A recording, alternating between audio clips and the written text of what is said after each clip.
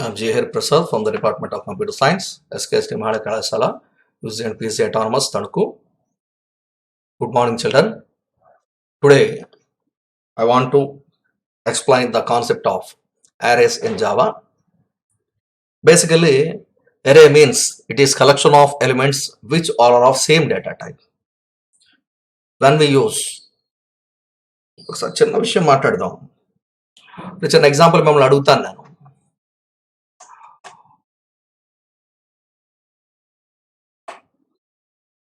Edition of 2 number programmes మిమ్మల్ని రాయమన్నాను నేను.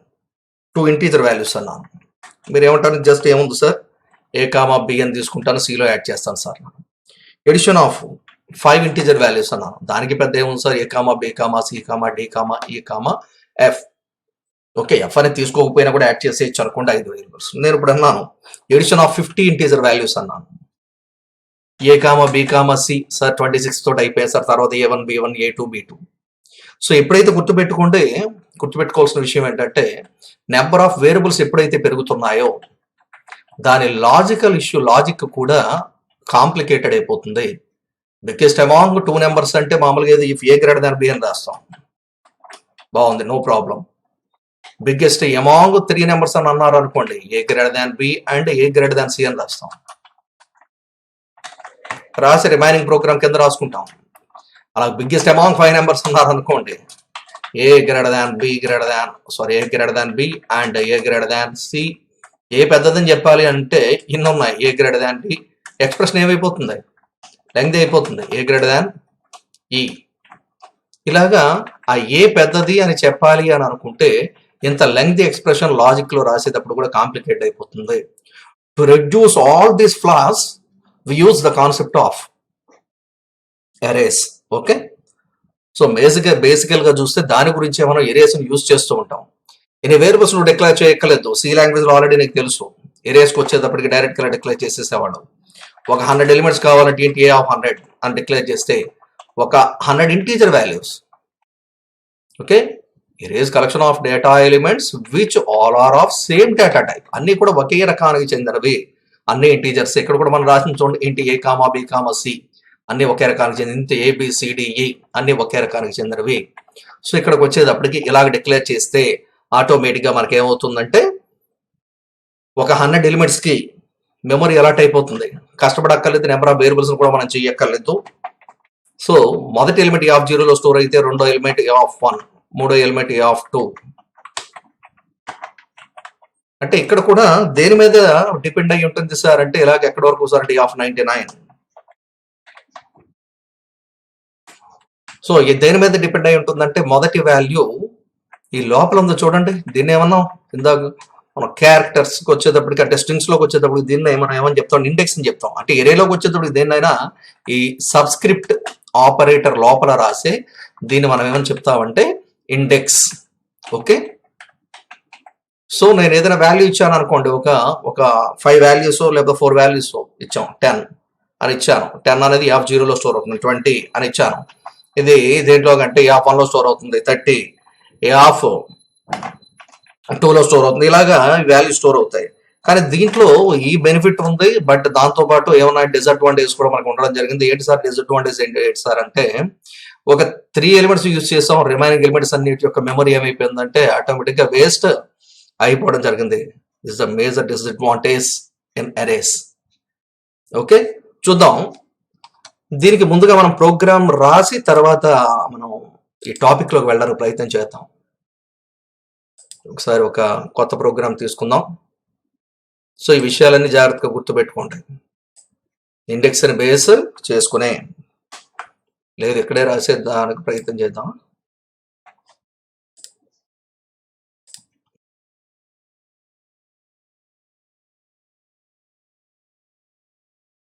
Command ప్రాంప్ట్కి వెళ్దాం, డేటాకి వెళ్దాం,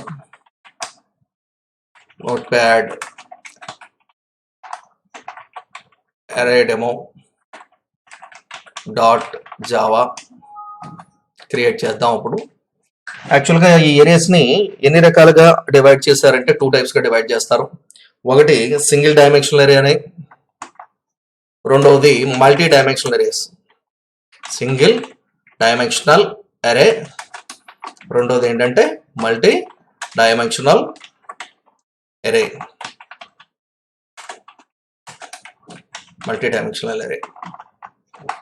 ఓకే. సో సింగిల్ సబ్స్క్రిప్ట్ కానీ ఉంటే దాన్ని ఏమని చెప్తా ఉంటే సింగిల్ సబ్స్క్రిప్ట్ ఉండి ఇండెక్స్ పైన బేస్ చేసుకుని దాని యొక్క పెర్ఫార్మెన్స్ చేస్తే దాన్ని మనం ఏమని చెప్తా ఉంటే సింగిల్ డైమెన్షనల్ అరే అంటాం. మోర్ దాన్ వన్ సబ్స్క్రిప్ట్ కానీ ఉన్నట్లయితే, ఇలా ఎన్నైనా సబ్స్క్రిప్ట్స్ ఉండొచ్చు, సబ్స్క్రిప్ట్ ఆపరేటర్స్ ఎన్ని ఉంది, ఇది కూడా మనం ఇచ్చే ఇండెక్స్ వాల్యూ పైన బేస్ చేసుకుని తన యొక్క పెర్ఫార్మెన్స్ చేయగలిగితే then it is called multi dimensional array. అందుకనే an array which contains a single subscript, then it is called single dimensional array, whereas an array which contains more than one subscript, then it is called multi-dimensional arrays. First of all, we discuss about the concept of single dimensional array. జావాలోకి వచ్చేటప్పుడు దాన్ని ఎలా declare చేస్తాం, ఏం చేస్తాం అనేది ఒకసారి చూద్దాం. So పెద్ద పెద్ద ఎగ్జాంపుల్స్ మనం పోవద్దు, దాన్ని ప్రాక్టీస్ చేయండి. ప్రీవియస్ ప్రోగ్రామ్స్ మనకి సి లాంగ్వేజ్లో ఉన్న ప్రోగ్రామ్స్ దీనిపైన అప్లై చేసి ప్రాక్టీస్ చేయడానికి ప్రయత్నం చేయండి. సో ఇప్పుడు క్లాస్ అరే డెమో అని తీసుకున్నాం. Begin brass public static void main string args of. So ఇప్పుడు సింగిల్ డైమెన్షనల్ అరే అంటే ఏమని చెప్పాం, an array which contains a single subscript, int of అని రాస్తాం ఇక్కడ. ఓకే, ఇలా డిక్లేర్ చేసి which contains a single subscript, ఒకే ఒక్క సబ్స్క్రిప్ట్ కలిగి ఉంది. ఓకే, ఇలా రాసి 10, 20, 30, somewhat 50 అని డిక్లేర్ చేసాం.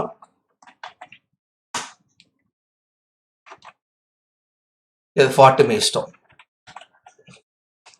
మరి మొదటి వాల్యూ ఎక్కడ స్టోర్ అవుతుంది సార్? మీకు ఇందాకే చెప్పాను, మొదటి వాల్యూ వెళ్ళి ఎక్కడ స్టోర్ అవుతుందంటే 100% నువ్వు ఆలోచించుకోకల్లా 10 అనే వాల్యూ వెళ్ళి F0లో స్టోర్ అవుతుంది, 20 అనే వాల్యూ వెళ్ళి F1లో స్టోర్ అవుతుంది, 30 అనే వాల్యూ వెళ్ళి F2లో స్టోర్ అవుతుంది, అలాగే 40 అనే వాల్యూ వెళ్ళి F4లో స్టోర్ అవ్వడం జరుగుతుంది. సార్ నాకు మొత్తం అన్నిటిని ప్రింట్ చేయాలంటే ఒక రకంగా రాయాలి, కంపల్సరీ ఫర్ లూప్ని యూజ్ చేయకుండా మనం మ్యాక్సిమం ఏరియాస్ అనే కాన్సెప్ట్ని చేసే అవకాశం లేదు. ఎందుకంటే ఇండెక్స్ 0 తర్వాత 1 తర్వాత 2 తర్వాత 3 ఉంది కాబట్టి ఇనిషియలైజేషన్ ఉంది, కండిషన్ ఉంది, ఇంక్రిమెంటేషన్ ఆర్ డిక్రిమెంటేషన్ ఇష్యూస్ 3 ఉన్నాయి కనుక మ్యాక్సిమం ఫర్ లూప్ని యూజ్ చేస్తాం. ఇప్పుడు ఇక్కడ ప్రింట్ చేయాలనుకుంటున్నాను వాల్యూస్ అన్నిటిని. ఫర్ ఒక వేరియబుల్ని డిక్లేర్ చేస్తున్నాను, ఒక నార్మల్ వేరియబుల్ దట్ ఈస్ ఇంట్ ఐ అని డిక్లేర్ చేస్తున్నాం. For I is equals to 0, I is less than, యాక్చువల్గా ఎలిమెంట్స్ మనకి 4 ఉన్నాయని తెలిసిపోయింది కాబట్టి I is less than 4 అని పెట్టేస్తాం. అలా కాకుండా సిస్టమ్ తనకు తానే తీసుకోవాలనుకుంటే ఏం చేయక్కలా, ఏ డాట్ లెంగ్త్ ఆఫ్ అనే ఇష్యూని కానీ యూజ్ చేస్తే, ఏ డాట్ లెంగ్త్ అనే దాన్ని కానీ యూజ్ చేస్తే అర్థమవుతుందా మీకు? ఇలాగ అప్లై చేస్తే ఆటోమేటిక్గా అక్కడ ఎన్ని ఉన్నాయో అన్నిటినీ ప్రింట్ చేసేస్తుంది. అంటే ఆటోమేటిక్గా 4 అనే దాన్ని తీసుకొచ్చేస్తుంది, దాని లెంగ్త్ని తీసుకుని. సో ఇప్పుడు మనం ప్రింట్ చేయడానికి ప్రయత్నం చేద్దాం.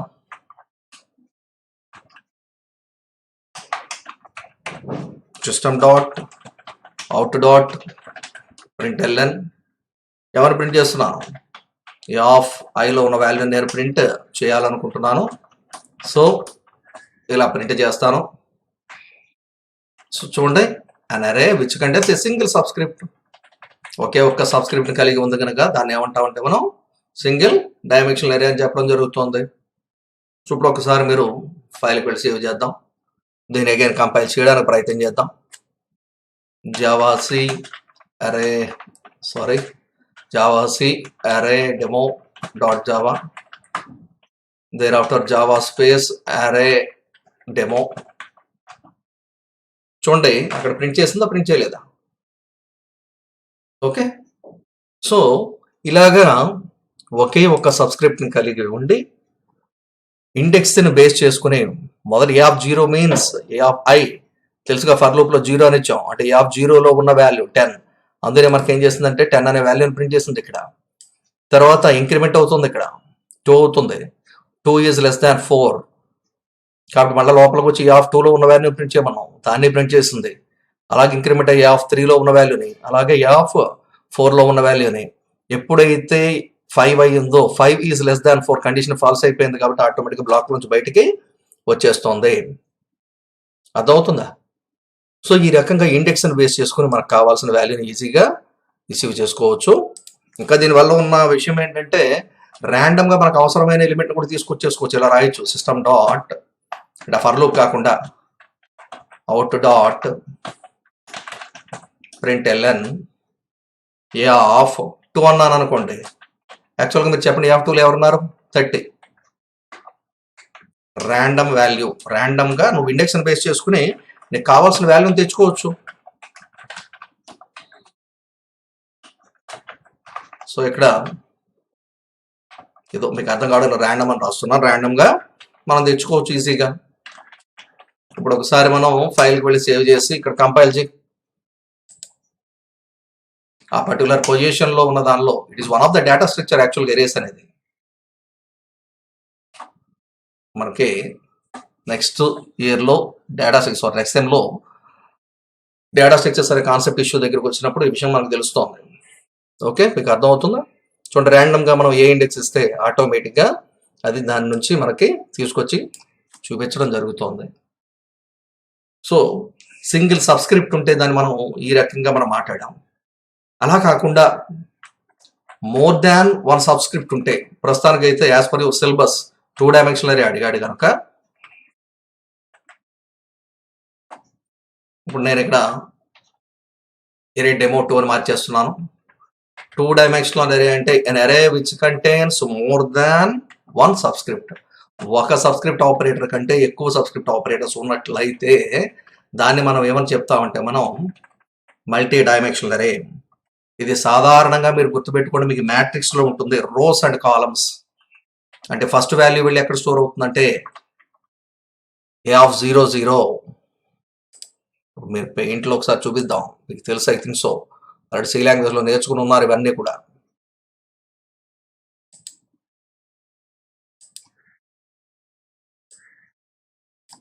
మనం జస్ట్ ఉదాహరణకి పాత సి ప్రకారం చూద్దాం, మీకు అర్థం కావడానికి. ఇలా రాయడం తప్పు, కానీ ఇంటి ఏ ఆఫ్ 2 2 అని డిక్లేర్ చేసామనుకో 2 రోస్ అండ్ 2 కాలమ్స్ అని అర్థం. సో అప్పుడు ఏం చేస్తుంది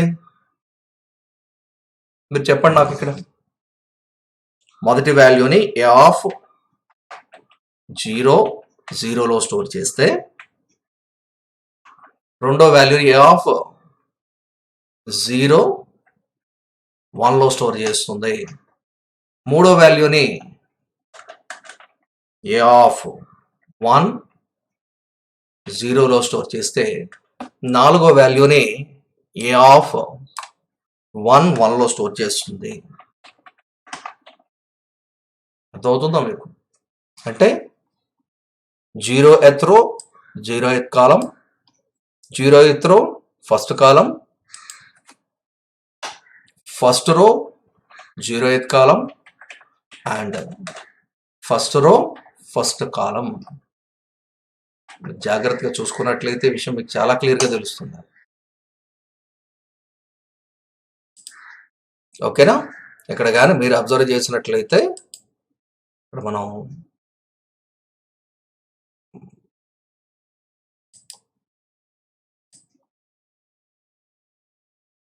చూస్తే ఇక్కడ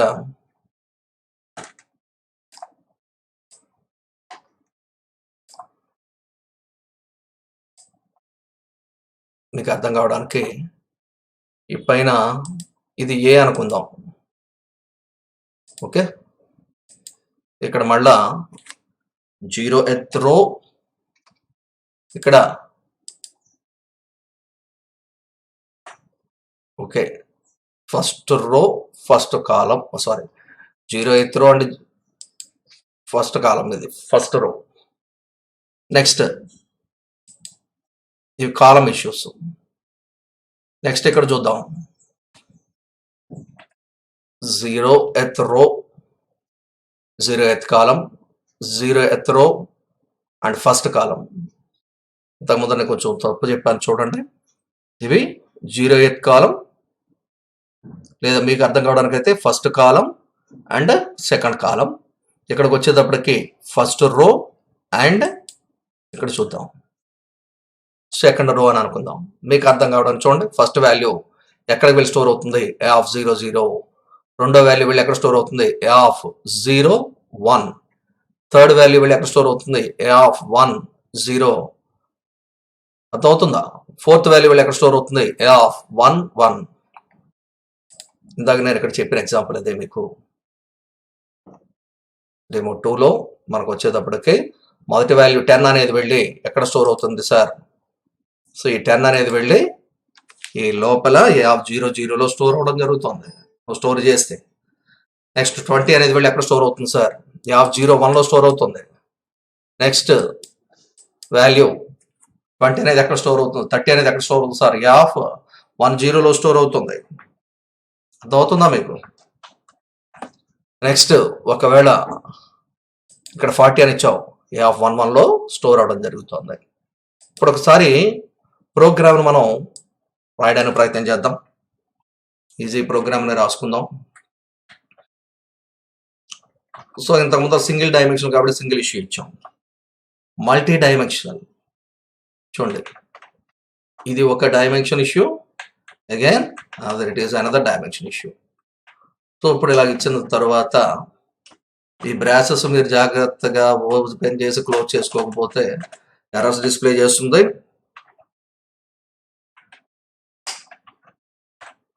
మీకు అర్థమవుతుందా? సో ఇలా రాసుకున్నా మీకు క్లియర్గా అర్థమవుతుంది. సో ఇలా ఇచ్చిన తర్వాత మనం చేద్దాం. మనం ఇందాక చూపించారు మొదటి వాల్యూ ఎక్కడ స్టోర్ అవుతుంది, రెండో వాల్యూ ఎక్కడ స్టోర్ అవుతుంది. 10 అనే వాల్యూ A(0,0). నెక్స్ట్ అది A(0,1). చూడండి పెయింట్లో మనం ఇందాక తీసుకున్నాం. నెక్స్ట్ అది A(1,0). నెక్స్ట్ అది A(1,1)లో స్టోర్ అవుతుంది. కావాల్సిన మీరు ప్రింట్ చేసి చూడండి. ఇది అంత ఫర్ లూప్లు గట్ట కూడా తీసేద్దాం. నిజంగానే అలాగే ప్రింట్ అవుతుందో లేదో చూద్దాం. ఇక్కడ నేను ప్రింట్ చేసేటప్పుడు కూడా నేను ఏ ఫర్ లూప్ని యూజ్ చేయకుండా డైరెక్ట్గా ప్రింట్ చేయడానికి ప్రయత్నం చేస్తాను. ఎలాగంటే ర్యాండమ్గా తీసుకోవడానికి ప్రయత్నం చేస్తాను. system.out.println A(1,0). యాక్చువల్గా 1,0లో ఎంత వాల్యూ ఉంది చెప్పండి నాకు. ఎస్ ఎగ్జాక్ట్లీ 30 అనే వాల్యూ ఉంది. కావాల్సి మీరు ఒకసారి ఫైల్కి వెళ్ళి సేవ్ చేద్దాం. సేవ్ చేసి ఒకసారి మళ్ళీ కంపైల్ చేయడానికి ప్రయత్నం చేద్దాం.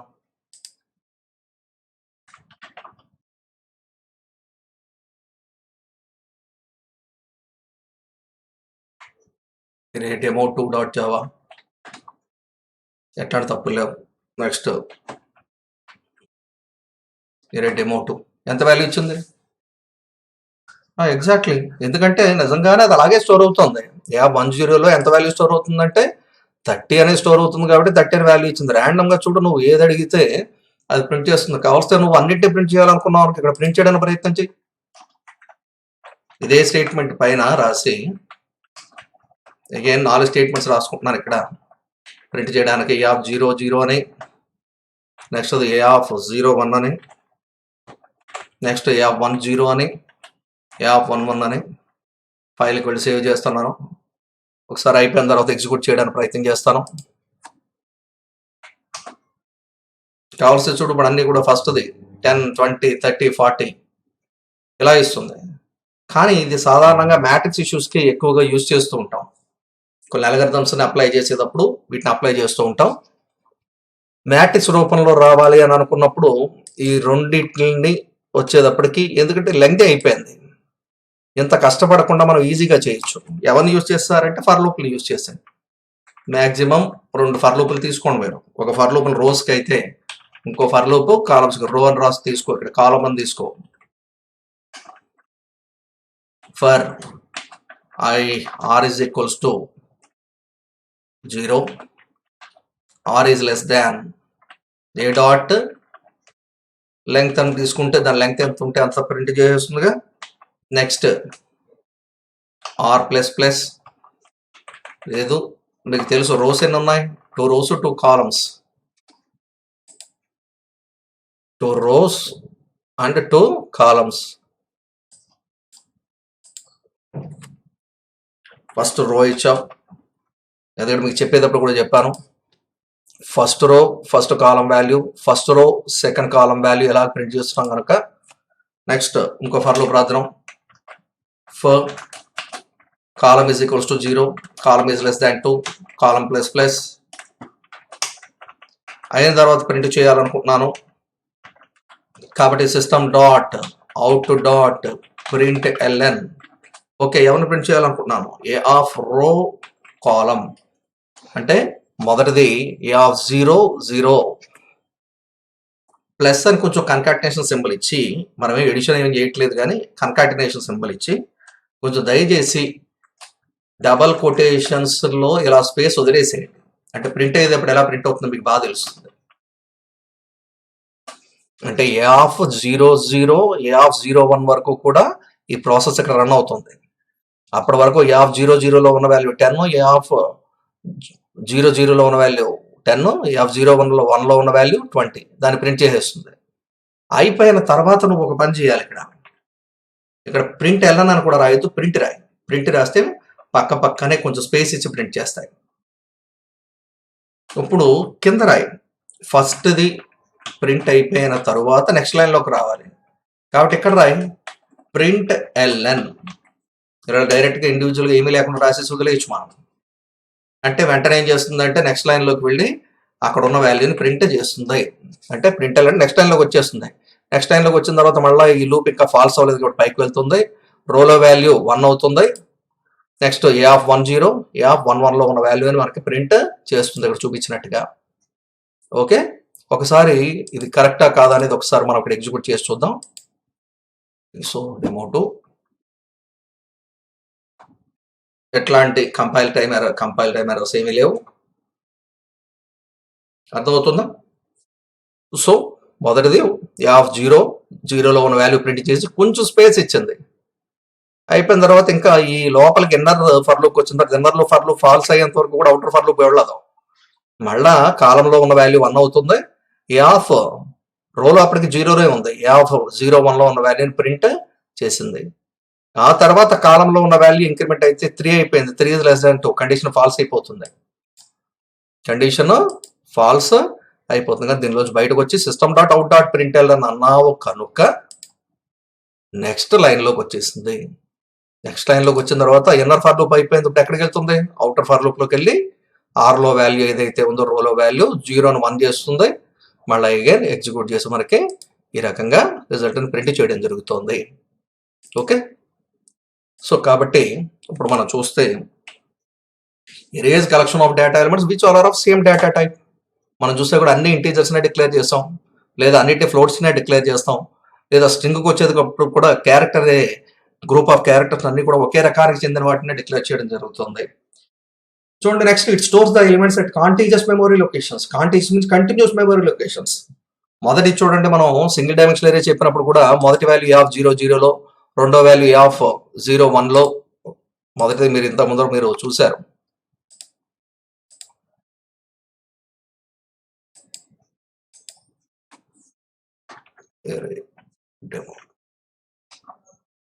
మొదటి వాల్యూ ఏ ఆఫ్ 0లో, ఏ ఆఫ్ 1లో, ఏ ఆఫ్ 2లో continuous memory location, contiguous memory locations లో ఏం చేస్తుందంటే మనకి ఇక్కడ స్టోర్ చేయడం జరుగుతుంది.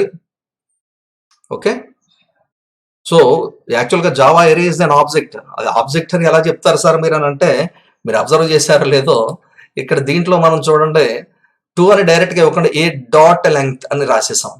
డాట్ అనే ఆపరేటర్ ఎప్పుడు యూజ్ చేస్తాం మీరు గుర్తుందా మీకు? OBJ dot display of, OBJ dot some method of అని ఎలా రాస్తున్నామో ఏ డాట్ లెంగ్త్ అని రాసేసాం. కాబట్టి ఎరే అనేది ఇట్ ఈస్ అన్ ఆబ్జెక్ట్ అని చెప్పచ్చు, which contains elements of similar data type. It is a data structures which stores similar elements. ఒకే రకమైన elements ని స్టోర్ చేయడానికి ఉపయోగపడే ఒక డేటా స్ట్రక్చర్ అని చెప్పొచ్చు. ఇది ఎప్పుడు కూడా దేని మీద ఆధారపడి ఉంటుందంటే it always depends on index అని చెప్పాం. సో ఇండెక్స్ ఎక్కడి నుంచి స్టార్ట్ అవుతుందంటే 0 నుంచి స్టార్ట్ అవుతుంది. Until size -1. నువ్వు ఎంత సైజ్ ఇచ్చావో దానికంటే -1 వరకు కూడా అది స్టోర్ చేయడం జరుగుతుంది. దీనికి ఉన్న మేజర్ అడ్వాంటేజ్ ఏంటంటే దీనివల్ల కోడింగ్ అనేది మనకి తగ్గుతుంది. మీకు చెప్పాను కదా, మనకి కావాల్సిన ఎలిమెంట్స్ ఏవైతే ఉన్నాయో వాటిని ఈజీగా మనం రిట్రీవ్ చేసుకోవడానికి కానీ, సార్టింగ్ చేయడానికి కానీ రాసే లాజిక్ ఏదైతే ఉందో, ఇది బిగ్గెస్ట్ అమౌంట్ 2 నెంబర్స్ రాస్తే చిన్న లాజిక్ వచ్చింది, తిరిగి రాస్తే ఇంకొంచెం పెద్ద. అలాగే ఒకవేళ 5 ఎలిమెంట్స్ అయితే ఇంకొంచెం పెద్దది వచ్చింది ఎంత ముందర ఎరేస్ ఉపయోగించకపోతే. అదే ఎరేస్ని యూజ్ చేస్తే కోడ్ని చాలా వరకు ఆప్టిమైజ్ చేయొచ్చు. అంటే ఎఫెక్టివ్గా మనకు కావాల్సిన డేటాను అంతటిని రిట్రీవ్ చేసుకుంటూ లాజిక్ని ఈజీగా రాయొచ్చు. ర్యాండమ్గా మనం చూసాం A3లో ఉన్న ఏ లొకేషన్లో ఉండే వాల్యూ ఇండెక్స్ని బట్టి మనం ఆటోమేటిక్గా తీసుకురావచ్చు. A3లో ఉందనుకోండి వాల్యూ, వెంటనే A3లో ఉన్న వాల్యూని ర్యాండమ్గా తీసుకొచ్చి మన ముందర పెడుతుంది. దీంట్లో మేజర్ డిసడ్వాంటేజ్ సైజ్ లిమిటే. దీనిలో ఏంటంటే ఫిక్స్డ్ సైజ్ 100 అని ఇచ్చేసాం అనుకోండి, ఇక 100 అయిపోయిన తర్వాత అది యాక్సెప్ట్ చేయదు. కాబట్టి ఇంకా ఎట్టి పరిస్థితుల్లో రన్ టైంలో దీన్ని మనం పెంచే అవకాశం ఉండదు. అంటే కంపైల్ చేసేటప్పుడైనా తప్ప రన్ టైంలో మన ఎరే యొక్క సైజుని మనం పెంచలేం. అందుకనే సి లాంగ్వేజ్లో డిఎంఏ అనే కాన్సెప్ట్ ఉండేది మనకి, డైనమిక్ మెమరీ అలొకేషన్. ఎరేలో ఉన్న ఫ్లాస్ ఏవైతే ఉన్నాయో, ప్రాబ్లమ్స్ ఏవైతే ఉన్నాయో వాటిని రికవరీ చేయడానికి అది ఉపయోగిస్తాం. అలాగే ఏరియాస్ ఎన్ని రకాలని చెప్పాను, 2 టైప్స్ అని చెప్పాం. వాటిలో మొదటిది సింగిల్ డైమెన్షనల్ అరే, an array which contains a single subscript, then it is called single dimensional అరే అన్నాం. రెండోది ఏంటంటే మల్టీ డైమెన్షనల్ అరే, మోర్ దాన్ 1 సబ్స్క్రిప్ట్ ఉంటే దాన్ని మల్టీ డైమెన్షనల్ అరే అని చెప్పడం జరిగింది. Okay, thank you.